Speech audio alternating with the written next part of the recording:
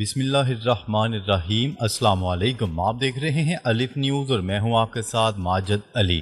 شامل کرتے ہیں پاکستان اور دنیا بھر سے بریکنگ نیوز ہیڈ لائنز۔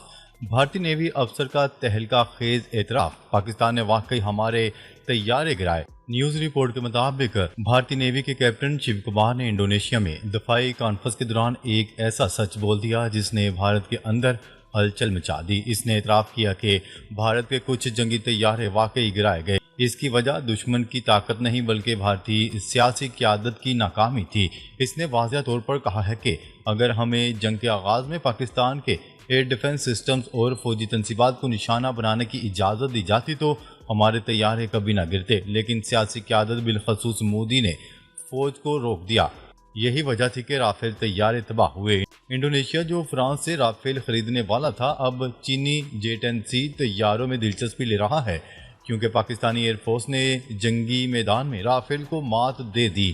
ادھر بھارت میں اس بیان پر قیامت برپا ہو گئی۔ مودی شدید برہم ہے اور اس افسر کے خلاف کارروائی کی تیاری ہو رہی ہے۔ دوسری طرف بھارتی میڈیا اور سیاستدان بھی چیخ پڑے ہیں۔ راہل گاندھی نے تو مودی سے کھلے عام سوالات کر ڈالے۔ بھارت اب اس شرمندگی کو چھپانے کے لیے ممکنہ طور پر پاکستان پر حملے کی منصوبہ بندی کر رہا ہے۔ اسرائیلی ڈرونز، بھارتی میزائل اور رافیل طیارے سب پاکستان پر ممکنہ حملے کی تیاری میں شامل ہو چکے ہیں۔ یاد رکھیں، پانی بند کرنے سے لے کر جنگی تیاری تک بھارت خطرناک راستے پر چل پڑا ہے، لیکن ایک بار پھر سچ نے مودی سرکار کا چہرہ بے نقاب کر دیا۔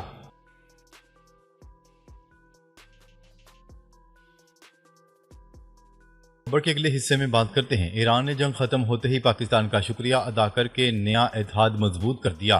ایران اور اسرائیل کے درمیان 12 روزہ جنگ ختم ہو چکی ہے۔ شہداء کی تدفین کے بعد ایران اب شکر گزاری کے انداز میں اپنے اتحادی ممالک سے رابطے کر رہا ہے۔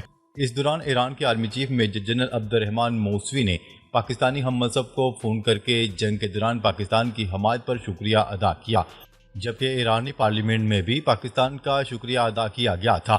جبکہ اقوام متحدہ کی سلامتی کونسل میں ایران نے واضح کیا کہ اسرائیل سیز فائر کی خلاف ورزی کا مرتکب ہو رہا ہے۔ ایران کو اب بھی خدشہ ہے کہ اسرائیل کسی نئی جارحیت کی تیاری میں ہے، جس کے لیے ایرانی فوج ہائی الرٹ پر ہیں۔ دوسری طرف ایرانی وزیر خارجہ نے اقوام متحدہ کو خط لکھ کر اسرائیل کے خلاف سخت موقف اپنایا ہے۔ اقوام متحدہ کے چارٹر کی کھلی خلاف ورزی کر رہا ہے۔ ادھر انٹرنیشنل اٹامک انرجی نے بھی تسلیم کیا ہے کہ ایران کی جوہری تنصیبات مکمل طور پر تباہ نہیں ہوئی اور ایران دوبارہ یورینیم افزودہ کرنے کی صلاحیت حاصل کر سکتے ہیں۔ امریکہ، اسرائیل اور مغربی طاقتیں میڈیا مہم کے ذریعے اپنی ناکامیوں کو چھپانے کی کوشش کر رہی ہیں۔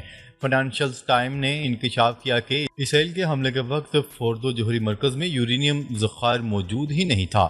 اس دوران امریکی صدر نے دعویٰ کیا کہ ایران جنگ کے بعد کئی عرب ممالک اب ابراہیم معاہدے میں شامل ہونے پر غور کر رہے ہیں، جن میں شام کا ذکر بھی کیا جا رہا ہے، لیکن ایران کی حالیہ مزاحمت نے ثابت کر دیا ہے کہ اب علاقائی فیصلے طاقت سے نہیں بلکہ حکمت و قربانی سے طے ہوں گے۔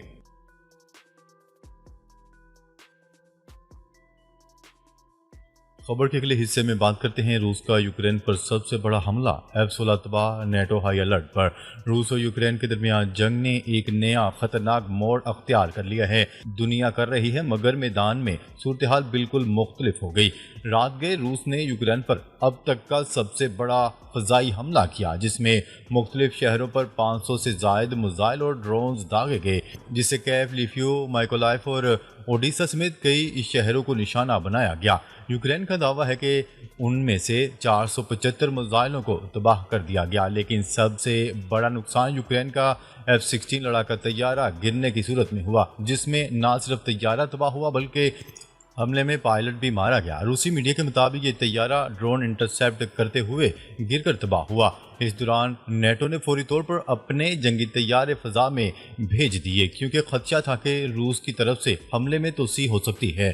روس کا دعویٰ ہے کہ اس نے ڈونیسک، نوکرینکا اور دیگر مشرقی علاقوں میں مکمل کنٹرول حاصل کر لیا ہے۔ ادھر یوکرینی دارالحکومت کیف میں بھی دھماکوں کی آوازیں سنی گئیں اور وہاں ڈرونز کی موجودگی کی اطلاعات بھی ملی ہیں، جبکہ روس تیزی سے علاقے فتح کر رہا ہے تاکہ اگر مذاکرات کی نوبت آئے تو وہ مضبوط پوزیشن سے بات کر سکے۔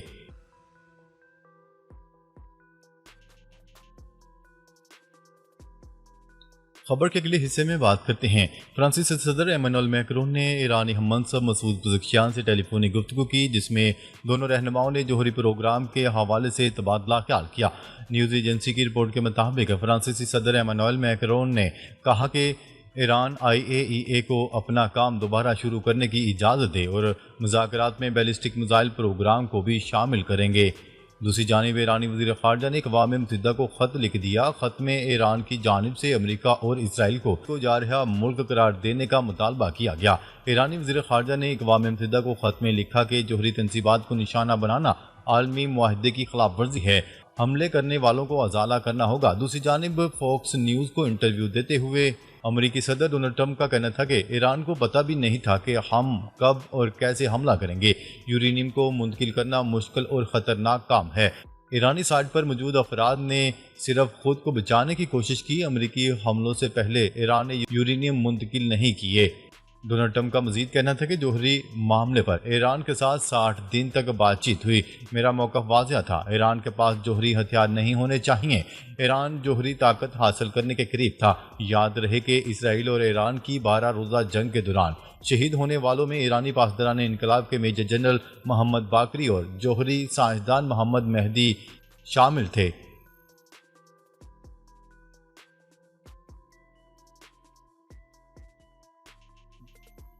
خبر کے اگلے حصے میں بات کرتے ہیں۔ اسرائیلی آئل ریفائنریز نے ایرانی میزائل حملے روکنے کے بعد جزوی کام شروع کر دیا۔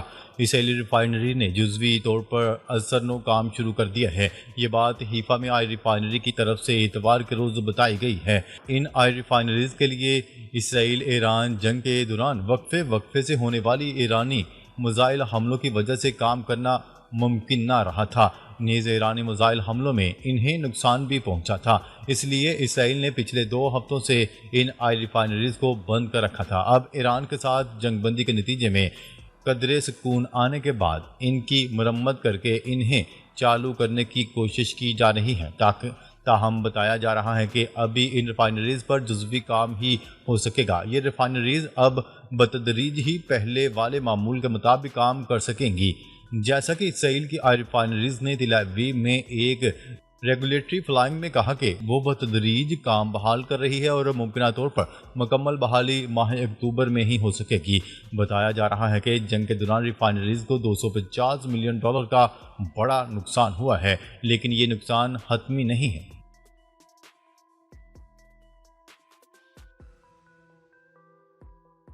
خبر کے اگلے حصے میں بات کرتے ہیں۔ ایران نے اگر نیک نیتی دکھائی تو پابندیاں ہٹا سکتے ہیں۔ ڈونلڈ ٹرمپ نے ایک بار پھر بڑا پیغام جاری کر دیا۔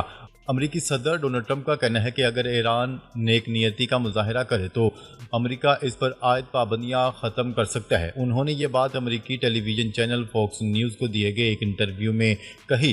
انہوں نے مزید کہا کہ ایران اس وقت جوہری منصوبے پر واپس جانے کا سوچ بھی نہیں رہا، وہ بہت تھکا ہوا ہے۔ ڈونلڈ ٹرمپ نے مزید بتایا کہ ایران کے پاس امریکی حملوں سے پہلے یورینیم منتقل کرنے کا وقت ہی نہیں تھا۔ ان کا کہنا تھا کہ حالیہ جنگ ایران کے لیے بہت مہنگی ثابت ہوئی ہے۔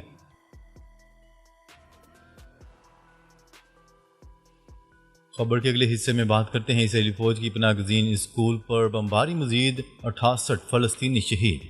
عرب میڈیا کی رپورٹ کے مطابق اتوار کو اسرائیل کی جانب سے ایک پناہ گزین اسکول اور امداد کے منتظر فلسطینیوں پر حملہ کر دیا گیا۔ اسرائیلی حملوں میں مزید 68 فلسطینی شہید ہوئے۔ دوسری جانب اسرائیلی فوج نے فلسطینیوں کو حکم جاری کر دیا ہے کہ وہ شمالی غزہ کے علاقوں کو فوری طور پر خالی کر دیں۔ نیوز رپورٹ کے مطابق ایکس پر پوسٹ اور متعدد رہائشیوں کو بھیجے گئے ٹیکسٹ پیغامات میں اسرائیلی فوج نے کہا کہ غزہ پٹی کے شمالی حصوں کو فوری طور پر خالی کر کے جنوب میں خان یونس کی طرف جائیں۔ اسرائیل نے اسے انسانی ہمدردی کا علاقہ قرار دیا ہے۔ فلسطین اور اقوام متحدہ کے عہدیداروں کا کہنا ہے کہ غزہ میں کہیں بھی کوئی بھی جگہ محفوظ نہیں رہی۔ ناظرین، اب تک کے لیے اتنا ہی۔ مزید خبریں لے کر بہت جلد آپ کی خدمت میں حاضر ہوں گے۔ تب تک کے لیے اپنا خیال رکھیے گا۔ اللہ نگہبان۔